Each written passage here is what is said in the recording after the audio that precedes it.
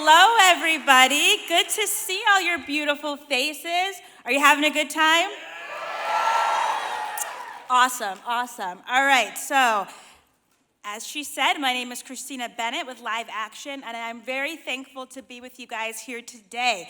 I'm going to talk about fighting for the lives of the 2,363 preborn children that die every day because of abortion. Here's a picture of me in New York. We just were in front of the Margaret Sanger abortion clinic, speaking truth and having a vigil. 2,363. Every day, 2,363 preborn children lose their lives to the violence of abortion. They die daily because they lack the legal protection that was once afforded to them by the United States government. The Supreme Court stripped that legal protection in 1973, leaving preborn children defenseless, vulnerable, and at risk for death. 2,363 children die daily, and it's rationalized away because they are seen as unwanted, inconvenient, and disposable. I could have been counted among that number, and my existence reduced to a statistic. Before I was born at Mount Sinai Hospital in Hartford, Connecticut, my mother scheduled to abort me. She paid for an abortion because she felt forced by my father.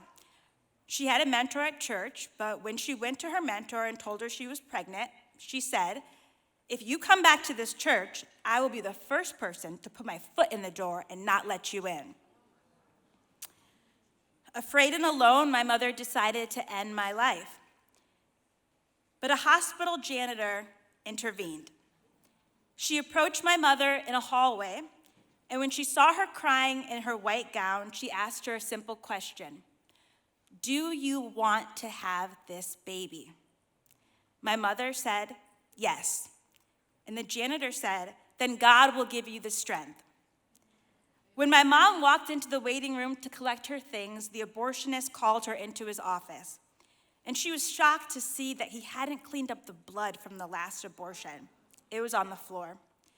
She told him she wanted to leave, and he said that she'd already paid for her abortion, so she needed to stay.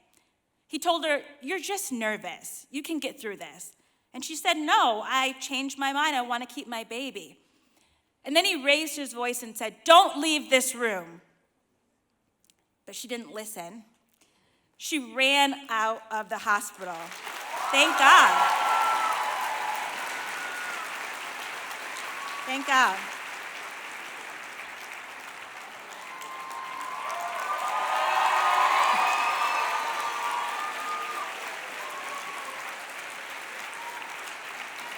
She's so beautiful, and there's little me, a couple days old. She saved my life.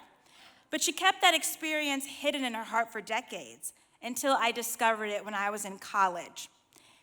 I'm constantly reminded of how God rescued my life when I read Psalm 18, which says, "They confronted me in the day of my calamity, but the Lord was my support.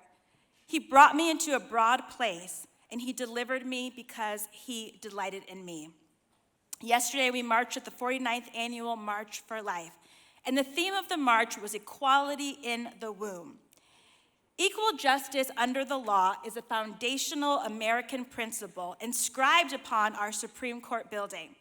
Our Constitution promises equal justice to us in the 14th Amendment, which reads, "Nor shall any state deprive any person of life, liberty, or property without due process of law, nor deny to any person within its jurisdiction the equal protection of the laws." The 13th Amendment abolished slavery, and the 14th Amendment guaranteed the blessings of citizenship, fulfilled the promise made at the very beginning of our nation. The promise that all are created equal, and that we are endowed with certain inalienable rights, among these, life, liberty, and the pursuit of happiness. The 14th Amendment was intended to assure that African Americans, like myself, that we can enjoy the full privileges of citizenship. This amendment was a historic victory for African Americans, but something happened with it. In the 1970s, they used this amendment, they manipulated it to create a false right to privacy in Roe versus Wade. On January 22nd, 1973, the Supreme Court butchered the true meaning of the 14th Amendment when they invalidated almost every pro-life law across our country. I want you to consider this for a moment. An amendment that was written to aid, to help African Americans and bring them justice, was later twisted to legalize abortion, which has now led to the death of over 19 million Black Americans. Abortion is the leading cause of death in the Black community. To usurp someone is to seize or exercise authority or possession wrongfully, or to encroach or infringe on someone's rights. Roe v. Wade is a usurper. It wrongly seized the full rights that have been granted to all African Americans under the 14th Amendment. Congressman John Bingham was the primary drafter of the first section of the 14th Amendment. And he said in quote, that he wanted a simple, strong, plain declaration guaranteeing equal protection for any person, no matter whence he comes or how poor, how weak, how simple, no matter how friendless. Think about the preborn child in the womb. That child is poor, weak, vulnerable, dependent upon their mother for survival, and in cases where their life is threatened by abortion, they are friendless. But we, as the pro-life movement, we are a friend to the unborn when we take up the cause to fight for them. Justice Harry Blackmun, the author of the majority opinion in Roe, said that the case for a constitutional right to abortion collapses if the human fetus counts as a person. Unfortunately, he went on to say that he didn't believe the human fetus counted as a person. But we know that fetus is just a word that we use for children still in their mother's womb. A fetus is a person, and the 14th Amendment, rightly understood, guarantees all persons equal justice, the right to due process, the blessings of citizenship, and equal protection under the law. Preborn children deserve the right to be born, to live, the right to have justice in our legal system. The 2,363 preborn children killed daily, it's a stain on America.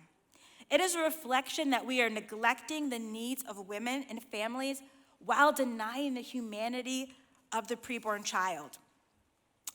We're here today to restore justice, and we are here to act as catalysts for dramatic cultural change in our nation. Yesterday, so many marched with this beautiful sign. Yes, all right. Thank you for marching with that. It says, love them both.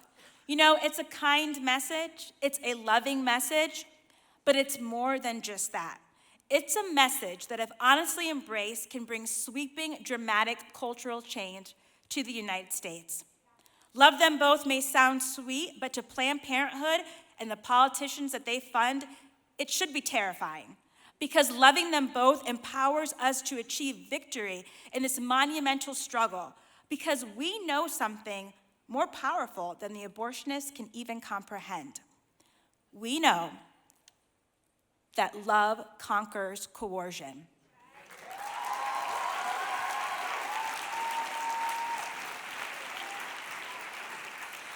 We know that love conquers convenience. And most importantly, we know that love conquers fear.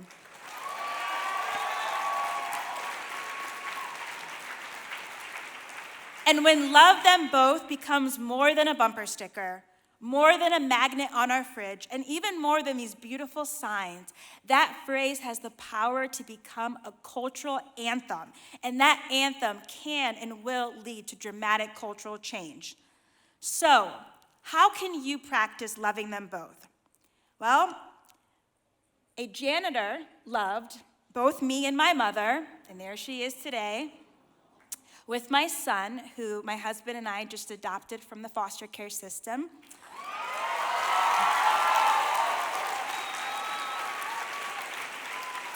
He's so beautiful. He came to us at the beginning of 2020. He came to our door. It's just an amazing experience to get a baby dropped off at your door, and then he becomes your child. And now he's 2 years old and climbing on all my furniture, so that's fun. But I love him. And a janitor loved both my mother and me when she spoke truth to her before my scheduled death. And there's my husband when we first got the baby. Beautiful. And I love women and families by speaking truth about abortion and walking with them in their struggles. And through our live action campaign, 2363, we've loved millions of people by revealing the truth about abortion. And I challenge everyone to love preborn children, to love women, and to love families in the way that God leads you to. Frederick Douglass reminds us that if there is no struggle, there is no progress. Our struggle to love them both is worth it. So, I'm asking you today, be relentless in your defense of the 2363, the babies that are killed every single day. Thank you for having me today. Thank you for your advocacy, and God bless.